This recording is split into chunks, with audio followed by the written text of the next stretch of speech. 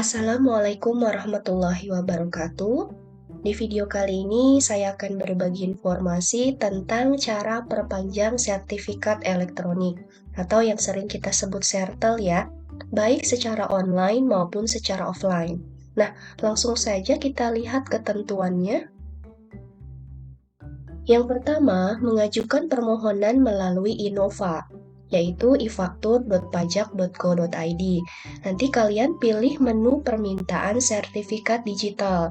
Kemudian masukkan nama pemohon dan jabatan pemohon. Kemudian klik proses, masukkan password nanti hingga muncul notifikasi pengajuan sertel berhasil dibuat. Jika sudah, print surat pernyataan yang ada pada menu tersebut. Isikan surat pernyataannya, kemudian tanda tangani oleh direktur di atas materai.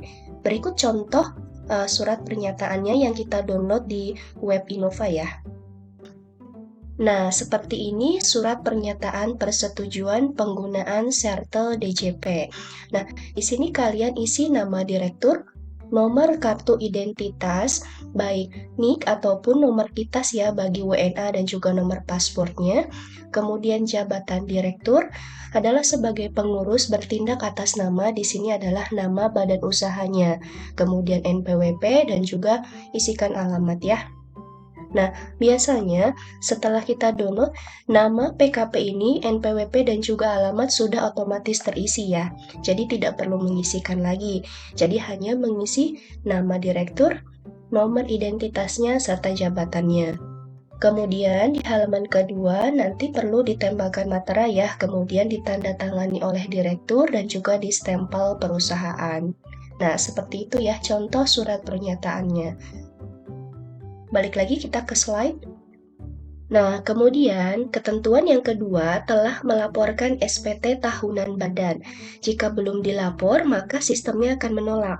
Nah, jika WP-nya mengajukan perpanjangan SPT tahunan, wajib melampirkan BPS serta dokumen perpanjangan SPT-nya. Kemudian yang ketiga, sertel ini diajukan oleh direktur yang terdapat dalam akta perubahan terakhir dan lampiran kelima di SPT tahunan badan. Ketentuan selanjutnya, mengisi formulir sertel ditandatangani direktur dan distempel oleh perusahaan. Nah, formnya ini nanti akan saya share ya di deskripsinya.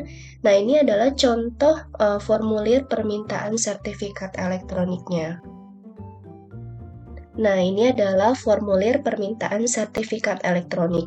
Nah, ini di sini disebutkan ya, nama direktur, kemudian NPWP direktur, kemudian NIK ataupun nomor paspornya, jabatannya direktur, misalnya bertindak atas nama wajib pajak, nama WP-nya, nama badan usahanya, kemudian NPWP perusahaan, alamat, kemudian nomor telepon ya.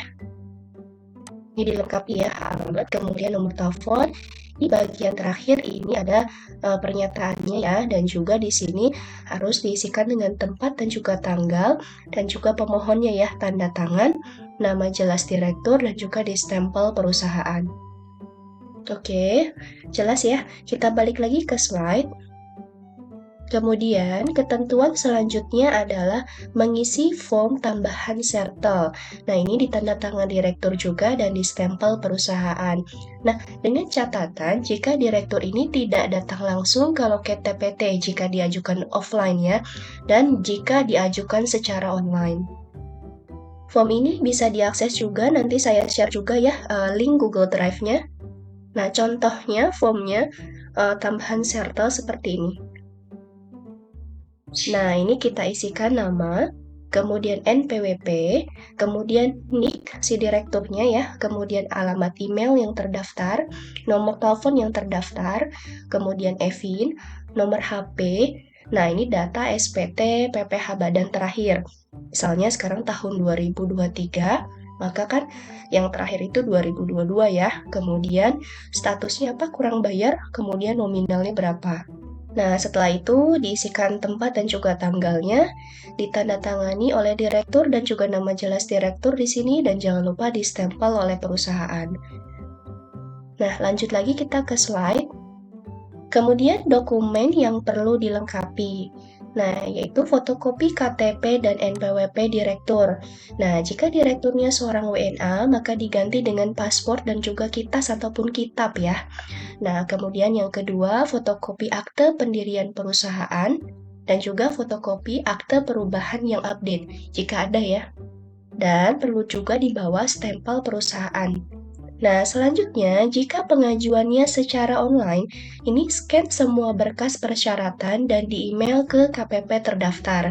Nah, untuk cek email ke KPP terdaftar sudah ada ya di video sebelumnya ya, pernah saya share.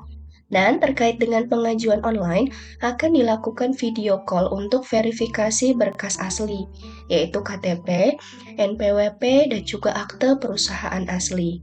Jika video call ini dikuasakan kepada staf, ini harap menunjukkan ya bagi stafnya KTP dan NPWP staf, kemudian ID card, dan juga akte perusahaan asli. Nah, selanjutnya, jika pengajuannya secara offline, ini semua berkas diantar langsung ke loket TPT dan jangan lupa sebelumnya membuat antrian online dulu ya melalui kunjung.pajak.go.id.